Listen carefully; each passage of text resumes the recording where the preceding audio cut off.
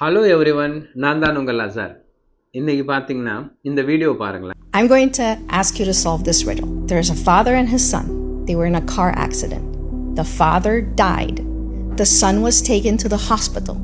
When the doctor came, they looked at the son and they said, I cannot operate. This is my son. How is that possible?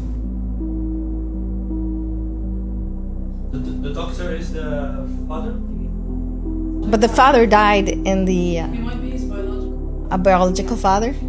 Biological father? Yeah. Father, but I just said his father died. So the doctor is his mother. So இந்த video பார்த்தீங்கன்னா ஆக்சுவலாக நம்ம ஒரு doctor அப்படின்னாலே அது வந்து ஆம்பளைங்க தான் இருக்க முடியும், ஜென்ஸ் தான், மேல் டாக்டராக தான் இருக்க முடியும் அப்படின்ற ஒரு ஃபிக்ஸ் பண்ணிக்கிறோம். அது வந்து நம்ம தப்போ சொல்ல முடியாது. ஆக்சுவலாக நம்மளோட மென்டாலிட்டி அப்படி. அதை மாதிரியே லாங்குவேஜும் அதுக்கு இடம் கொடுக்கல. இங்கிலீஷை பொறுத்த வரைக்கும் டாக்டர்னா டாக்டர் தான். அது ஃபீமேல் டாக்டர்னு அந்த பெண் டாக்டர்னு மென்ஷன் பண்ணாதான் அது டாக்டர். பட்டு நம்ம தமிழில் எடுத்துக்காங்களேன், இந்த ஆசிரியர், டீச்சர்னா ஆசிரியர், அதே ஃபீமேல் டீச்சர்னா ஆசிரியை அப்படின்றோம்.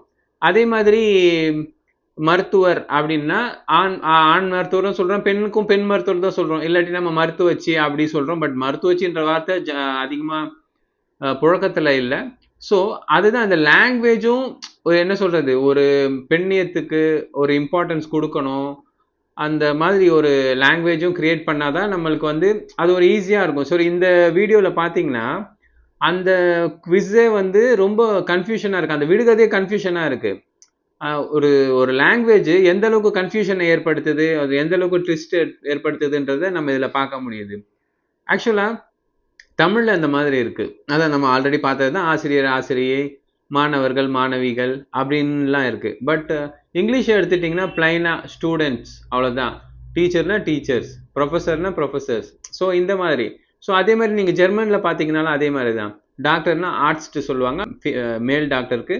ஃபீமேல் டாக்டருக்கு பார்த்தீங்கன்னா ஆர்ட்ஸ் டின்ஷார் இசட்டிஐஎன் சொல்லுவாங்க. ஆர்ட்ஸ்னா ஏஆர்இசட்டி அப்படி சொல்லுவாங்க. ஸோ அதே மாதிரி ஸ்டூடெண்ட்ஸ்க்குமே சரி, மேல் ஸ்டூடெண்ட்னா ஸ்டூடெண்ட் சொல்லுவாங்க, ஃபீமேல் ஸ்டூடெண்ட்னா ஸ்டூடெண்டின் அப்படி சொல்லுவாங்க.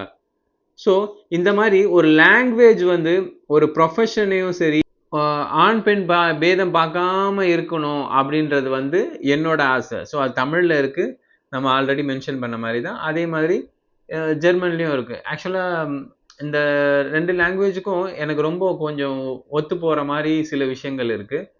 ஸோ மறக்காமல் என்னோடய பேஜை லைக் பண்ணுங்கள், சப்ஸ்கிரைப் பண்ணுங்கள், உங்கள் ஃப்ரெண்ட்ஸுக்கு ஷேர் பண்ணுங்கள். ரொம்ப நன்றி.